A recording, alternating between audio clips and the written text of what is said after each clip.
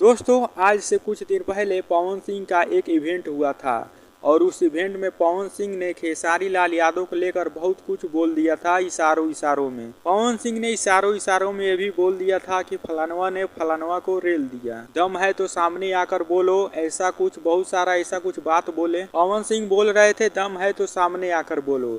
तो अब खेसारी लाल यादव पवन सिंह को करारा जवाब देने जा रहे हैं 15 अगस्त को। 15 अगस्त को खेसारी लाल यादव का लखनऊ में एक इवेंट शो होने वाला है और उस इवेंट में सबको करारा जवाब देने जा रहे हैं खेसारी लाल यादव। जितने भी खेसारी लाल यादव के बारे में बोले हैं, जितना भी उनका विरोधी है, सबको करारा जवाब मिलने वाला है। 15 अगस्त को पता चल जाएगा कि कौन कितना बड़ा लकीर खींचा है और कौन आगे भी खींचेगा।